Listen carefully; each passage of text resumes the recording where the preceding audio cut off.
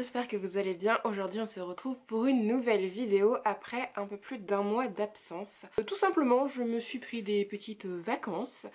J'avais mon matériel avec moi mais je n'avais pas envie de filmer, donc je préfère ne pas me forcer et ne pas avoir de vidéos sur la chaîne plutôt que de me forcer et de poster des vidéos qui potentiellement ne me plairont pas, tout simplement. Donc aujourd'hui je vous retrouve pour mon update lecture du mois de février, puisqu'on arrive déjà, quand cette vidéo sera postée, la vingtaine du mois de mars. Donc il serait peut-être temps que je vous fasse mon petit bilan du mois de février, qui a été un mois assez court, pour lequel j'ai lu 3 livres. Alors j'en ai que 2 en physique là, parce que le troisième je l'ai prêté à ma belle-sœur chez qui j'étais en vacances. Donc je vous inclurai une petite photo quand ce sera le moment de vous le présenter. Et puis à savoir que mon mois de février, j'avais fait une pile à lire par rapport à la Pal Pas Ouf, qui était le challenge de la team Pas Ouf sur Instagram. C'est une des dernières vidéos du coup qui a été postée. Donc j'en avais mis 8 en tout, 4 sûrs et 4 bonus. Parmi les 4 sûrs, j'en ai lu que 3, du coup j'ai lu aucun livre bonus. À savoir que pour la semaine 1, j'ai été dans les temps. Pour le livre de la semaine 2, j'ai lu sur la semaine 2 et la semaine 3. Et pour la semaine 4, j'ai lu le livre qui était prévu pour la semaine 3. Du coup j'ai absolument pas respecté le challenge, mais j'ai lu des livres et c'est le principal. Et allez sur l'Instagram de la team Pas Ouf parce qu'ils font des trucs genre trop cool en ce moment. Il y a une lecture commune, tout ça, c'est grave cool. Donc le premier livre que j'ai lu au mois de février, c'est L'algorithme du cœur de Jean-Gabriel Cos, publié aux éditions Flammarion.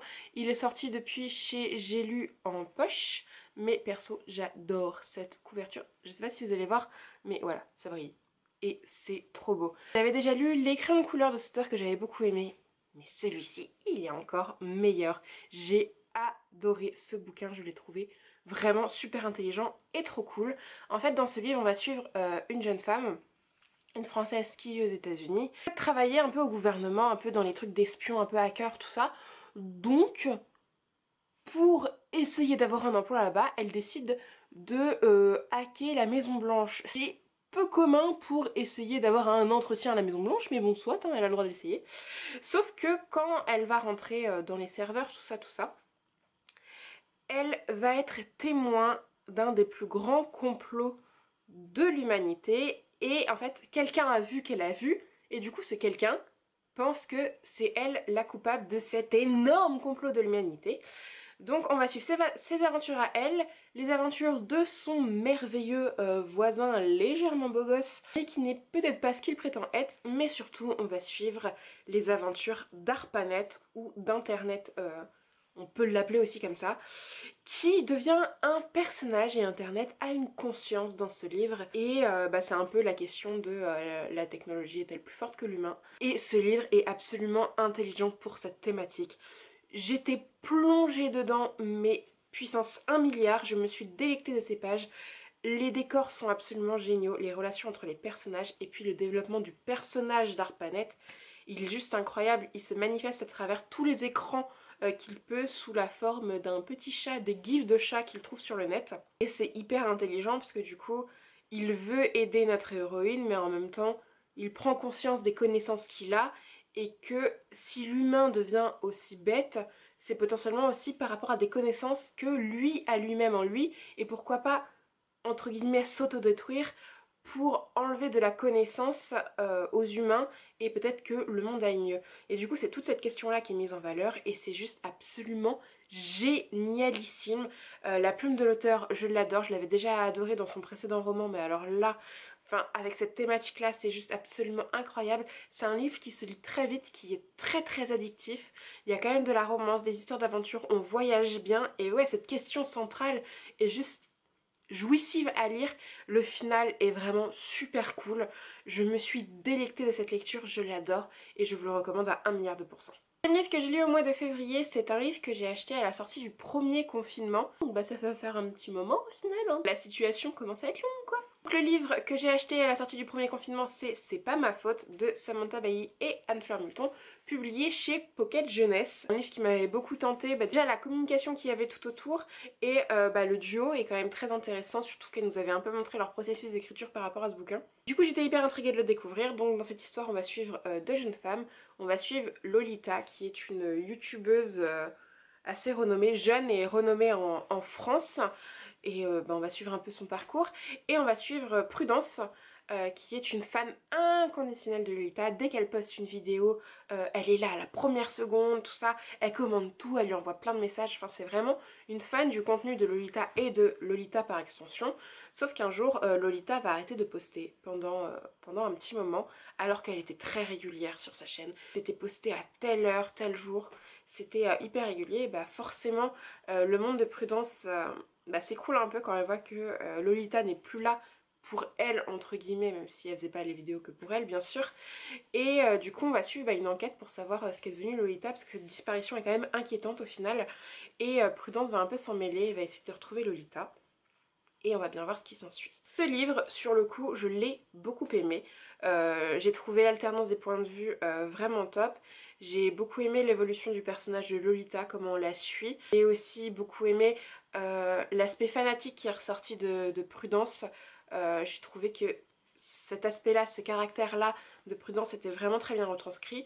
J'ai aussi beaucoup aimé les mises en page avec des échanges de mails, des articles, ce genre de choses pour introduire les chapitres. Vraiment sur le coup, l'histoire je l'ai beaucoup aimée, mais en fait là ça fait faire un mois que je l'ai fini. Et au final il m'a pas marqué, je me suis pas attachée au personnage. Ouais, je me suis pas attachée à l'histoire ni au personnage. Alors pourtant vraiment sur le coup j'ai beaucoup aimé, ouais. Au final il m'a pas laissé un souvenir mémorable, pourtant c'est un bon livre, c'est un très bon livre. Moi vraiment je me suis éclatée, mais c'est retombé, le soufflet est retombé, la levure n'a pas assez prise au final. Mais c'est pas du tout un mauvais livre, vu que je l'ai aimé sur le coup, je ne sais pas pourquoi, mais ça arrive de temps en temps, après réflexion. Mais je me suis quand même éclatée sur le coup avec cette lecture et c'est le principal. Le troisième et dernier livre, j'ai plus de place par là donc il ira peut-être par là, c'est Viens on s'aime de Morgane Moncomble, publié chez Hugo, et moi je l'ai en format poche. Un livre dont j'entends parler depuis tellement longtemps, je n'entends que des coups de cœur ou presque sur ce livre. Enfin j'ai jamais lu d'avis négatif sur ce livre. Et je l'avais acheté à sa sortie poche, en fait je l'avais eu à mon anniversaire quand il est sorti en poche. Mes parents l'avaient acheté à la librairie où j'avais travaillé à l'époque, qui est la librairie à laquelle je travaille aujourd'hui. Et mes collègues l'avaient signé pour mon anniversaire, c'était trop mignon. Du coup, ça fait très longtemps qu'il est dans ma palle au final, parce que ça doit faire 2 ou 3 ans. Et entre temps Morgane Moncomble a sorti plein de livres et je me suis dit c'est le moment, il faut que je lise, et je suis trop contente de l'avoir lu. Dans ce livre on va suivre Violette et Lohan qui sont voisins d'immeubles et qui un soir de nouvel an vont rester coincés dans le même ascenseur, et de là va débuter une sublime amitié, ils vont devenir meilleurs amis. À force des choses ils vont finir par être colocataires, et un jour Violette rencontre un garçon séduisant, très sympa, elle aimerait construire un truc avec lui, sauf que il tique un peu quand il lui demande si elle est vierge ou pas. Elle ment, elle dit qu'elle ne l'est pas, et du coup elle va courir dans les jupes de Lohan pour savoir si son meilleur ami pouvait coucher avec elle pour qu'elle ne soit plus vierge et pour qu'elle soit prête pour le garçon qui l'intéresse en ce moment. Parce que de fil en aiguille, peut-être que ça va amener des petites complications dans leur amitié. C'est un livre que j'ai absolument adoré, je me suis éclatée. Je sais pas s'il y a une personne qui a lu Viens on s'aime qui n'est pas tombée amoureuse de Lohan. Personnellement il fait partie de mes book boyfriends maintenant, je l'ai adoré, ce caractère calme et chaleureux en même temps. Enfin c'est un personnage qui est tellement bien décrit, qui a une personnalité bien à lui, qui est renfermé mais drôle, enfin vraiment il est très complexe dans sa manière d'être. Et je me suis énormément attachée à lui, je l'aime d'amour, je veux un Lohan dans ma vie, clairement, on est d'accord. Ce n'est pas le seul personnage que j'ai aimé, j'ai aussi beaucoup aimé Ethan, un personnage masculin, mais Lohan, je l'aime d'amour.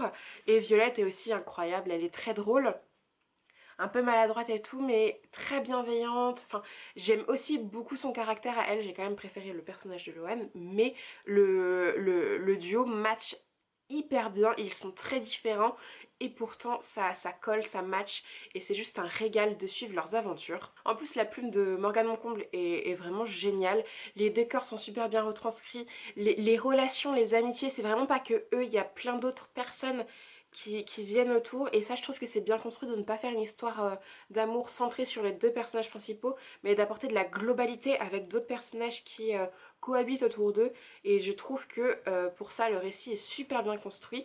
Je me suis régalée tout du long, j'ai juste un petit hic sur la fin parce que on apprend au fil du récit que Violette a un passé difficile, que Lohan a un passé difficile, et en fait ces deux passés difficiles se sont dévoilés à peu près en même temps dans le récit.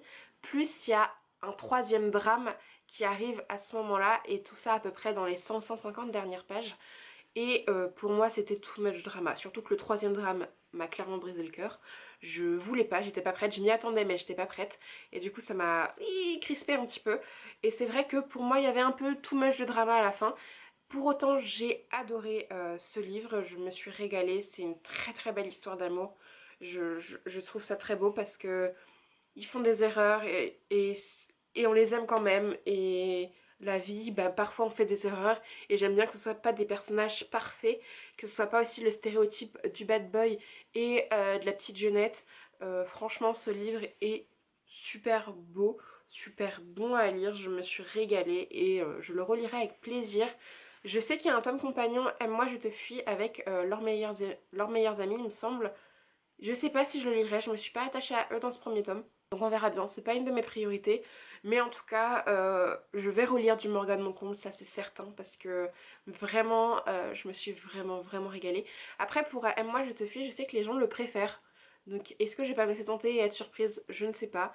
Mais en attendant, j'ai adoré découvrir Viens on s'aime. Et ce n'est qu'un début pour mes lectures de Morgane Moncomble, je pense. Donc j'espère que cette vidéo vous aura plu. Si vous avez lu certains de ces livres, bah, n'hésitez pas à me le dire en commentaire. Je pense que beaucoup d'entre vous ont dû lire du Morgane Moncomble. Et peut-être c'est pas ma faute, l'algorithme du cœur, peut-être un peu moins, il est moins connu et c'est pas du young adult, ni de la romance. Enfin Morgane Moncomble est très représenté sur la communauté de réseaux sociaux. Mais en tout cas si vous les avez lus ou si je vous ai donné envie de les lire, bah, n'hésitez pas à laisser un petit commentaire, ça me ferait très plaisir de vous lire. Si vous voulez me suivre sur les autres réseaux sociaux, tous les liens se trouvent en barre d'infos. Je vais aussi vous mettre, si j'y pense, le compte Instagram de la Team Paouf dont je vous ai parlé en début de vidéo. Et sur ce, je vous dis à la semaine prochaine pour une nouvelle vidéo et je vous fais plein de bisous.